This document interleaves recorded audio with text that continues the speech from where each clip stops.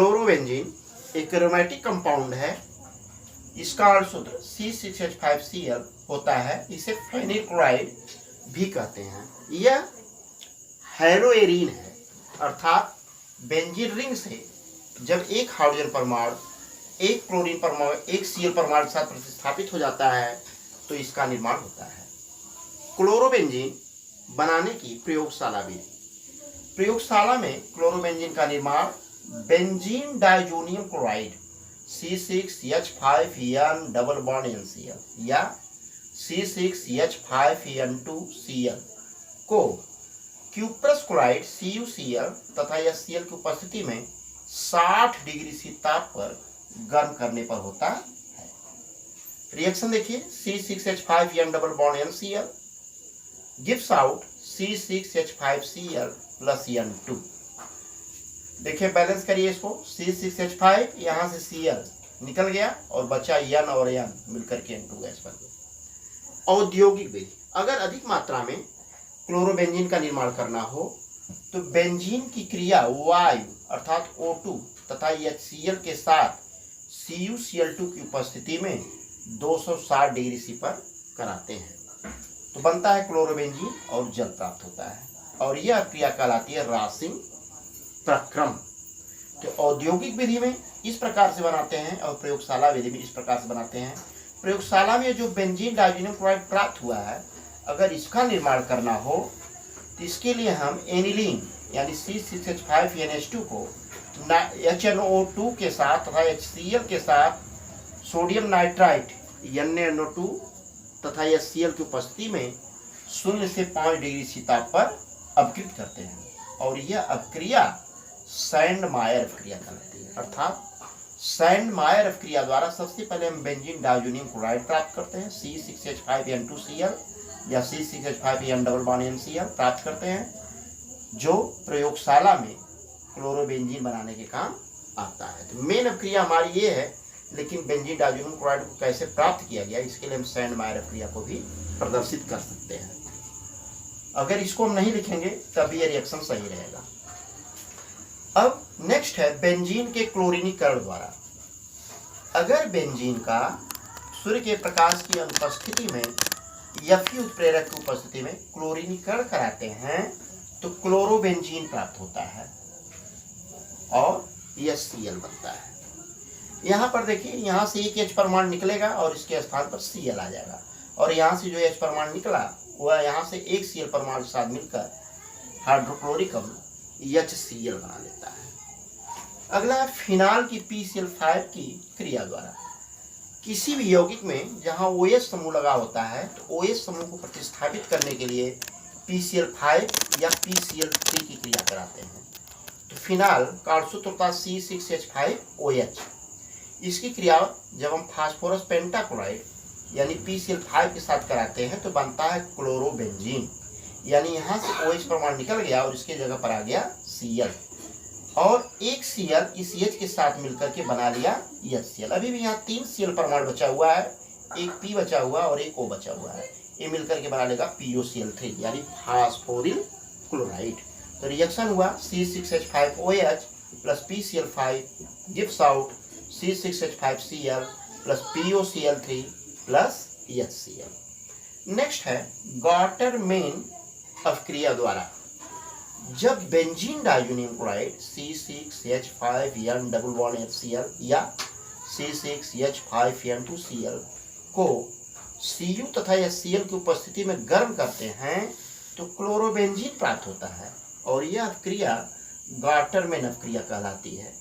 Reaction हुआ C6H5En double bond NCl in the presence of CuHCl, इसको heat किया गया तो बना हमारा CCH5Cl प्लस N2 गैस।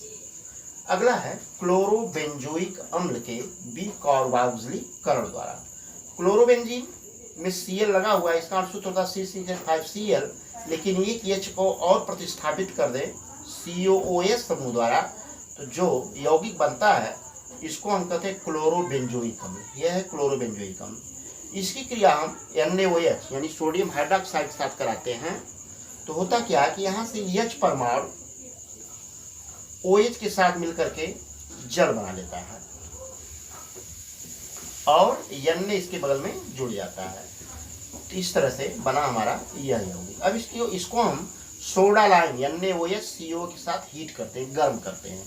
तो जब इसको गर्म करेंगे तो यहाँ से यह परमाणु निकल जाएगा और Na और Na मिल करके हो जाएंगे Na2 और यहाँ से COO और यह O मिल करके बना देगा CO3 और ये जो यहाँ बचा इसके स्थान पे आकर इसको पूरा कर देगा रिंग को, और CO की केवल उपस्थिति होती है, भाग नहीं होता है। तो इस प्रकार से बना क्लोरोबेंजीन। रिएक्शन देखेंगे। क्लोरोबेंजीन C6H4ClCOH, अगर यहाँ पे रहता C6H5Cl तो क्लोरोबेंजीन हो जाता है, लेकिन एक H की जगह पे COH लगा, तो इसको पढ़ेंगे C6H4ClCOOH। इसकी क्रिया NaOH के साथ हो रही है तो बन रहा है C6H4ClCOO। अब इसकी क्रिया हम सोडा लाइम NaOH CO एक साथ कराते हैं तो बनता है chlorobenzene C6H5Cl plus sodium carbonate Na2CO3। ये सेम उसी प्रकार का रिएक्शन है जैसे प्रयोगशाला में हम मेथेन गैस का इस्तेमाल करते हैं सोडियम एस्टेट की क्रिया सोडा लाइम के साथ कराने पर। अब हम पढ़ेंगे क्लोरोबेंजीन या फेनिल क्लोराइड के फिजिकल प्रॉपर्टीज अर्थात भौतिक गुण के बारे में। तो चूंकि यह एरोमेटिक कंपाउंड है इसलिए यह सुगंध युक्त तो होगा ही, और जलाने पर यह जो है धुएंदार लौ के साथ जलेगा, जो कि एरोमेटिक यौगिकों की प्रमुख विशेषता होती है। तो आइए भौतिक गुण का अध्ययन करें। यह एक रंगहीन सुगंध यानी विशेष गंध युक्त वाष्पशील द्रव है। इसका क्वथनांक 132 डिग्री C होता है। यह जल से भारी है तथा जल में अविलेय परंतु कार्बनिक विलायकों में पूर्ण रूप से विलय होता है। अब इसके रासायनिक गुण का अध्ययन हम करेंगे। तो अगर लिथियम एल्यूमिनियम हाइड्रेट LiAlH4 की उपस्थिति में क्लोरोबेंजीन का अपचयन करा दें तो बनता है बेंजीन तथा HCl। यहाँ से एक Cl परमाणु इस H के साथ मिलकर के हाइड्रोक्लोरिक अम्ल HCl बना दिया और एक HCl के स्थान पर आ गया, तो बना क्या C6H6 और निकला क्या HCl। कंप्लीट रिएक्शन हुआ C6H5Cl plus 2H in the presence of lithium aluminum hydrate gives out C6H6 plus HCl। Next हम देखेंगे डाव अभिक्रिया, डाव रिएक्शन। तो जब क्लोरोबेंजीन को 200 वायुमंडलीय दाब तथा 300 डिग्री C ताप पर NaOH यानी सोडियम हाइड्रोक्साइड के साथ अभिकृत करते हैं तो फिनाल प्राप्त होता है और यह अभिक्रिया डाव अभिक्रिया कहलाती है। अर्थात C6H5Cl plus NaOH at temperature of 300 degree C and pressure 200 atmospheric equal to C6H5OH plus NaCl। Wurtz Fittig अभिक्रिया द्वारा पीछे हमने देखा ऊटस अभिक्रिया। तो ऊटस अभिक्रिया में क्या होता था कि RX के दो अणु जब आपस में शुष्क ईथर की उपस्थिति में सोडियम धातु के साथ क्रिया करते थे तो एल्कीन बनता था। लेकिन यहाँ पर एक RX एल्कीन हैलाइड है CH3Cl, लेकिन एक जगह फेनिल क्लोराइड है, यानी दोनों R में अंतर है जबकि दोनों जगह X सेम है। तो अगर दोनों R भी सेम होता तो वह हो जाता ऊर्ज अभिक्रिया, लेकिन इसको फिट किया जा रहा है किसके साथ, एरोमेटिक को एलिफैटिक के साथ, इसलिए इसको हम कहते हैं ऊर्टस फिटिंग अभिक्रिया। ये फेनिल क्लोराइड और यहाँ पे मेथिल क्लोराइड, इसको हम शुष्क ईथर की उपस्थिति में सोडियम धातु के साथ हीट कर रहे हैं तो बन रहा है टॉलुइन C6H5CH3 और निकल रहा है 2NaCl। कंप्लीट रिएक्शन हुआ C6H5Cl plus 2Na plus CH3Cl in the presence of शुष्क ईथर gives out C6H5CH3 यानी टॉलुइन plus 2NaCl। अब नाभिकीय अभिक्रिया हम देखते हैं जो सिर्फ रिंग पर होती है। तो देखिए अगर क्लोरोबेंजीन का फेरिक उत्प्रेरक उपस्थिति में क्लोरीनीकरण कराएं तो आर्थो पैरा डाइक्लोरोबेंजीन प्राप्त होता है, यानी C6H5Cl plus Cl2 in the presence of Fe gives out। यहाँ देखिए हेड पर Cl लगा हुआ है, ये आर्थो पोजीशन Cl लगा हुआ, तो एक और दो जगह Cl हो गया, इसलिए इसको हम कहेंगे आर्थो डाई, एक दो मोनो डाई, आर्थो डाइक्लोरोबेंजीन। और ये पैरा पे लगा हुआ है इसको हम कहेंगे पैरा डाइक्लोरोबेंजीन। तो हमारा रिएक्शन हुआ C6H5Cl plus Cl2 in the presence of Fe gives out ortho dichlorobenzene and para dichlorobenzene और प्राप्त होगा HCl हाइड्रोक्लोरिक। इसी प्रकार इसका नाइट्रिकरण कराएं। जब भी किसी एरोमेटिक कंपाउंड का नाइट्रिकरण होता है तो सांद्र H2SO4 की उपस्थिति होता है। तो क्लोरोबेंजीन का HNO3 से क्रिया कराएं अर्थात नाइट्रिकरण कराएं तो बनता है आर्थो नाइट्रोक्लोरोबेंजीन तथा पैरा नाइट्रोक्लोरोबेंजीन। देखिए यहाँ से एक H और यहाँ से एक H मिलकर के H2 बना लिए और एक O मिलकर के H2O बना लिए और यहाँ पर बचा क्या NO2 वह आर्थो पर आकर जुड़ गए या पैरा पर आकर जुड़े। यहाँ से जुड़ेगा तो H यहाँ से निकलेगा और पैरा पर जुड़ेगा तो यहाँ से निकलेगा। तो जो अणु या परमाणु जुड़ते हैं आर्थो पर वे पैरा पर भी जुड़ते हैं, लेकिन मेटा पे जो जुड़ते हैं वे पैरा पर नहीं जुड़ते हैं। तो चूंकि यहाँ पर ये आर्थो पर जुड़ रहा है इसलिए पैरा पर भी जुड़ सकता है। क्लोरोबेंजीन का सल्फोनीकरण। जब क्लोरोबेंजीन की क्रिया सांद्र H2SO4 के साथ होती है तो आर्थोक्लोरोबेंजीन सल्फोनिकम तथा पैरा क्लोरोबेंजीन सल्फोनिकम का मिश्रण प्राप्त होता है। अब C6H5Cl यानी क्लोरोबेंजीन पर जब सांद्र H2SO4 का योग होगा तो या आर्थो पोजीशन से या पैरा पोजीशन से एक एक H परमाणु हटेंगे और यहाँ से H2 और O मिलकर के H2O बना लेगा। अब बचा यहाँ पर SO3 और यहाँ से जो H निकला इसके साथ मिलकर के बना देगा SO3H। तो आर्थो पर जुड़ेगा तो यहाँ पर SO3H लग जाएगा और पैरा पर जुड़ेगा तो पैरा पर लग जाएगा SO3H। तो इसका रिएक्शन हुआ CCH5Cl plus concentrate H2SO4 gives out. यहाँ पर इसका और सूत्र अगर लिखना चाहें आप लिख सकते हैं C6H4Cl SO3H। यह आर्थो पोजीशन है, यह पैरा पोजीशन है। नेक्स्ट है एमिनो समूह NH2 द्वारा विस्थापन। जब क्लोरोबेंजीन की क्रिया 200 डिग्री सी ताप तथा उच्च दाब पर अमोनिया तथा Cu2O के साथ होती है तो एनिलीन बनता है, C6H5NH2 बनता है और क्यूप्रस क्लोराइड CuCl तथा जल प्राप्त होता है। रिएक्शन हमारा है 2C6H5Cl plus 2NH3 plus Cu2O gives out 2CCH5NH2 plus 2CuCl plus H2O। देखिए यहाँ पर 2 Cl परमाणु है और यहाँ पर 2 Cu परमाणु होते हैं। 2 Cu परमाणु और 2 Cl परमाणु मिलकर के बना लेंगे 2CuCl क्यूप्रस क्लोराइड। अब यहाँ पर देखिए हाइड्रोजन 3 दूना 6 है तो इसमें से निकल जाएगा 2H और यहाँ पर 2H ये निकला और यहाँ से निकल जाएगा एक O बना लेगा H2। अब यहाँ पर बचा क्या हुआ है 4H और 2N और यहाँ पर बचा हुआ आपका